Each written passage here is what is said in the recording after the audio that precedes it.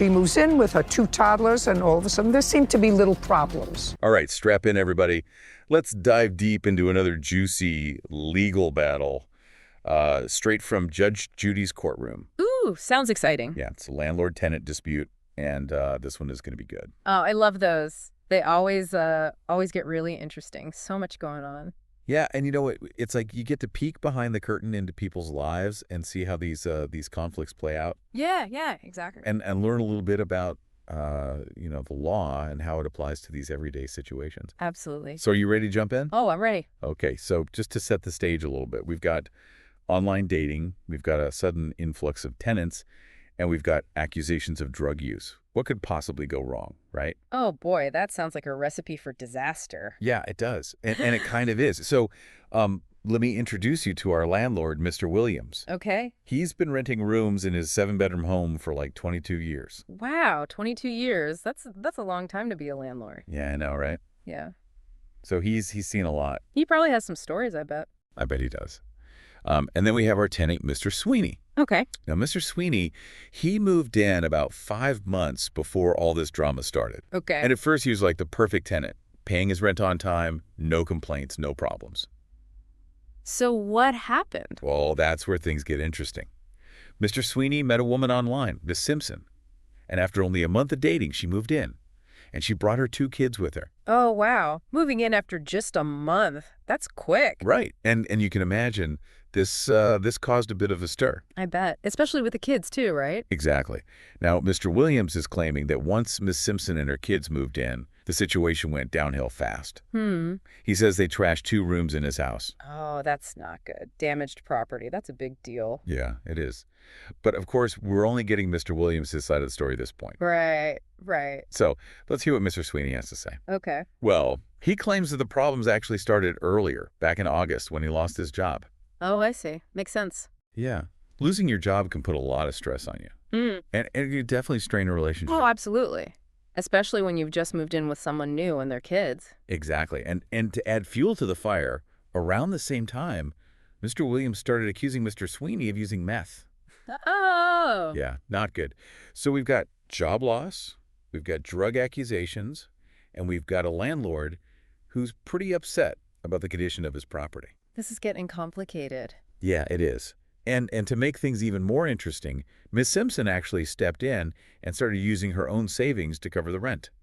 Interesting. So she's trying to help out, even though they've only been dating a short time. Yeah, it seems like it's like she's really committed to making this relationship work. Yeah. But it also makes you wonder, how long can she keep doing that? Right, exactly. It's not really a sustainable solution in the long run. No, it's not. Yeah. And it's not really fair to her either if she's the only one carrying the financial burden. Yeah. So we've got this complex web of relationships and financial issues and accusations. It's a mess, to say the least. Yeah, it sounds like it. So what happens next? Well, that's what we're going to find out as we dig deeper into this case. Okay, I'm hooked. Tell me more. So they met online. A month later, moving in together. It does make you think about all those relationship red flags you hear about. Right, like moving too fast, not really knowing each other. Yeah, and especially when you throw kids into the mix, it's a lot for everyone to adjust to. And you need to have good communication, a solid foundation before you jump into something like that. Absolutely. But let's try to see things from Mr. Williams' perspective for a minute. He's been a landlord for over 20 years. He probably has a system, a way of doing things that has worked for him. Yeah, I'm sure he's got his routine down pat. Right. Suddenly he's got all these new people living in his house, potentially more noise, more wear and tear on the property. Yeah, I could see how that would be unsettling, especially if you're not used to it. And then there's the financial side of things. Landlords rely on that rent money. And if suddenly that income becomes unpredictable, oh yeah, that's a huge concern for landlords. Yeah. And then you add in the fact that Mr. Williams is accusing Mr. Sweeney of damaging his property and using drugs. Right. So he's worried about his property. He's worried about getting paid. It's a lot to deal with. It is. And it sounds like the communication between everyone could have been better. Oh, for sure. Like, what if Mr. Sweeney had just talked to Mr. Williams about losing his job? Yeah, maybe they could have worked something out, come up with a payment plan or something. Maybe, yeah. Or if Mr. Williams had voiced his concerns about the kids and the potential for damage early on. Right, instead of letting everything build up. Right, because, these things can fester and then explode, Exactly. And sometimes you just need a neutral third party to help facilitate a conversation. like a mediator or something. Yeah, someone who can help everyone communicate effectively and find a solution that works for everyone. So it sounds like communication is key in these situations. Absolutely. Communication and clear expectations from the start. Right, like having a well-written lease agreement that spells everything out. Yeah, that's super important. It protects both the landlord and the tenant. And it can help prevent these kinds of disputes from happening in the first place. Exactly. Because once things get to this point, it can be really hard to come back from that. So we've got these two very different stories. Mr. Sweeney blaming his job loss, Mr. Williams claiming property damage and drug use. How do we figure out what really happened? Well, it's tough, right? Because we weren't there. We're just getting these snippets of information. Right, like trying to piece together a puzzle with half the pieces missing. Exactly. So as listeners, we have to be careful not to jump to conclusions. Right. We need to consider all sides of the story. And think about, what might be motivating each person to say what they're saying. Right, like are they exaggerating Right. or leaving out important detail? Exactly, because everyone has their own biases, their own perspective. So how do we sift through all of that and get to the truth? I think one thing to think about is, people's biases. Like everyone has them, right? Oh yeah, for sure. And they can really affect, how they're telling the story, like what they choose to emphasize or downplay. Yeah, and sometimes people even leave things out completely without even realizing it. Right, exactly. Yeah. So we have to ask ourselves, what might be motivating them to say what they're saying. Yeah, and is there any evidence to back up their claims? Like, receipts, emails, witnesses, anything like that? Oh, absolutely.